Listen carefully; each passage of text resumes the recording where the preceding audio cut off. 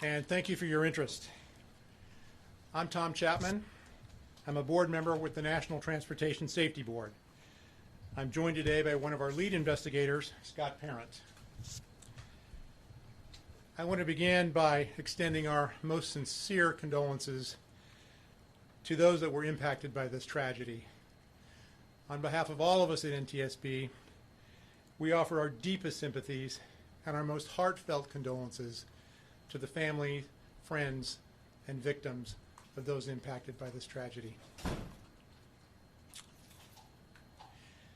We're grateful to, and we want to commend, the law enforcement and first responders personnel who participated in the emergency response to this crash, as well as the hospital staff responsible for treating the injured. Yesterday, NTSB launched a team to investigate the Friday crash of a motor coach near Pembroke, New York. The crash resulted in both fatalities and serious injuries. Our investigation is a safety investigation. It is parallel to the law enforcement investigation which is being conducted by the New York State Police. Here is what we know. At approximately 12:45 p.m. Eastern Daylight Time on Friday, August 22nd, a 2005 Van Hool motor coach operated by M&Y Tour of Staten Island, New York, was transporting 54 occupants, including the driver, a tour guide, and 52 passengers. The motor coach was traveling eastbound on the New York State Thruway, Interstate 90, near Pembroke in Genesee County, New York. In this vicinity, I-90 has a posted speed limit of 65 miles per hour.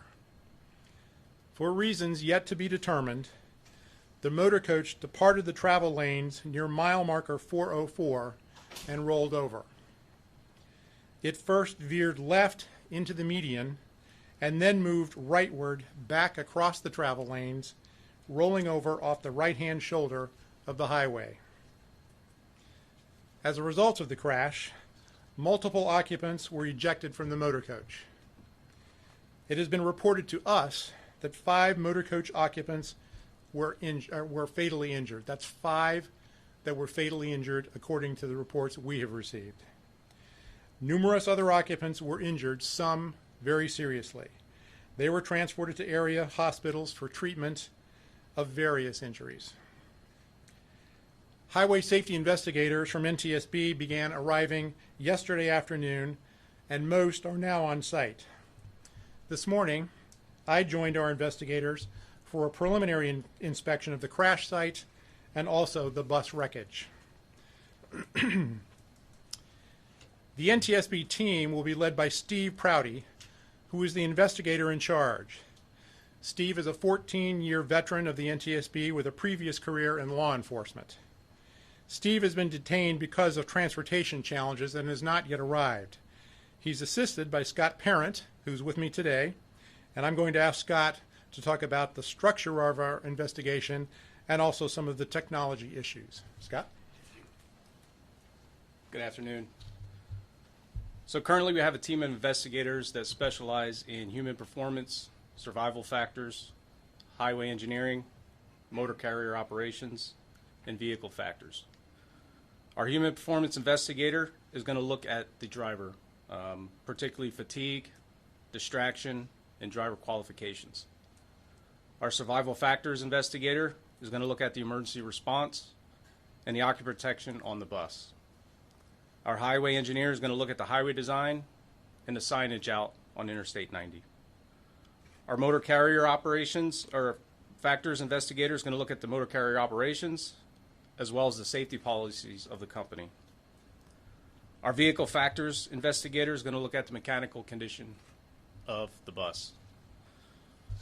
Some of the electronic data that we're interested in, this bus is equipped with an engine control unit that has EDR capability, or event data recorder capability. Some of that data that we may be able to obtain from this bus will include the speed of the bus as well as some of the actions of the driver manipulating the brake pedal or the accelerator pedal. Also of interest would be any type of dash camera that may have been equipped on the bus and any type of GPS unit that may have recorded speed and location. Thank you. Thank you, Scott. With regard to this tragedy, we are particularly interested in issues relating to occupant protection and seatbelt usage, driver performance, and operations and oversight of the motor carrier. In addition to our investigators, we have a specialist from our Office of Transportation Disaster Assistance on scene who will be working closely with the families and local agencies to provide support to those involved. Our investigative team will be on scene for 4 to 6 days, and a preliminary report is expected to be published in about 30 days. Final reports take between 12 and 24 months to complete. I also want to offer additional information about the mission of the National Transportation Safety Board. NTSB is an independent federal agency charged by Congress with investigating every civil aviation accident in the United States and significant accidents in railroad, highway, marine, and pipeline. We also issue safety recommendations aimed at preventing future accidents. We are working closely with the Federal Motor Carrier Safety Administration, the New York State Police, and the New York Department of Transportation, and we're grateful for the support of these agencies. We encourage witnesses or those with information relevant to the investigation, including any video footage, to contact the NTSB by email at witness@ntsb.gov. Let me repeat that. It's witness@ntsb.gov. Our investigators will work to thoroughly document relevant evidence and gather additional factual information. Our mission is to understand not just what happened, but why it happened, and to recommend changes to prevent it from happening again. We will not be determining the probable cause of the crash while we are on scene, nor will we speculate about the cause. These are the first steps in a lengthy investigatory process. Once again, we extend our condolences to the families, and we thank the first responders and emergency personnel for their efforts. With that, I'm happy to take your questions, and if you have a question, please raise your hand and identify yourself and your media affiliation. Yes, ma'am. Hi, Alyssa Quazell with WGRZ, NBC affiliate in Buffalo. We already know that mechanical failure and operator impairment have been ruled out in this investigation. I'm curious if any other factors have been ruled out at this time. We have not ruled any of those factors out, and we'll be looking very closely at all of those. It's too early to have definitively ruled out those factors. Okay, that was a statement from state police, so are you saying that that cannot be ruled out at this time? From our perspective, in terms of the safety investigation, no, that cannot be ruled out. Okay. Yes, ma'am. Hi, my name is Lena Sepulveda. I'm with Spectrum News. Were both of the drivers from New York City, and who chartered the bus and arranged the tour? Was it the company itself?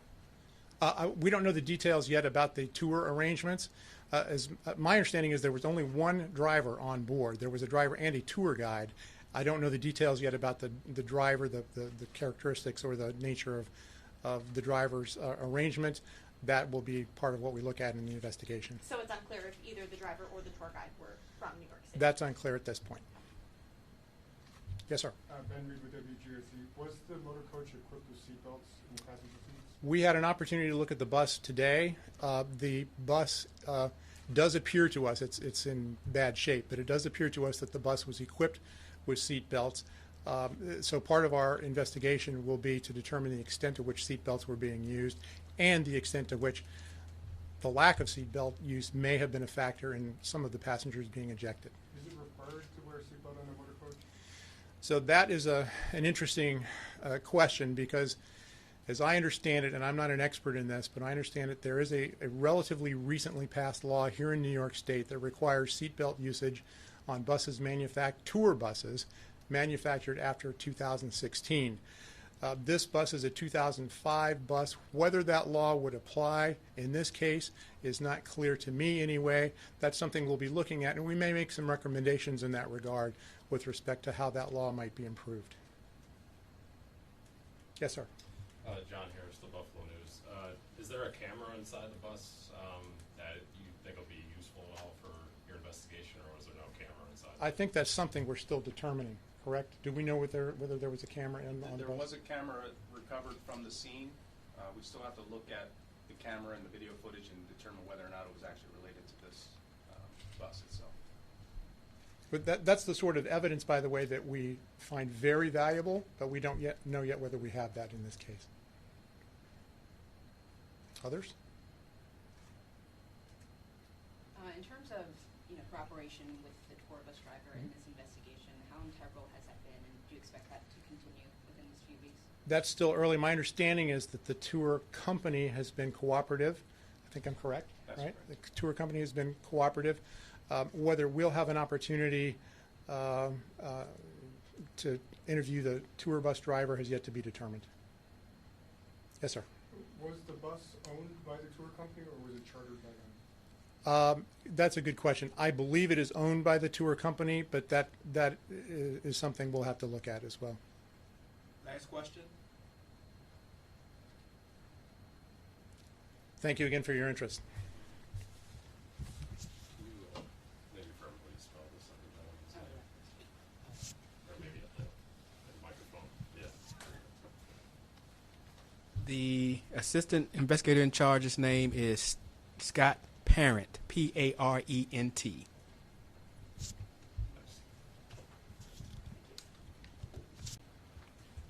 Get the Rochester First streaming app today for everything you love from News 8 On Demand, plus exclusive shows you won't see anywhere else. Search ROC and download for free on Roku, Amazon Fire, and Apple TV.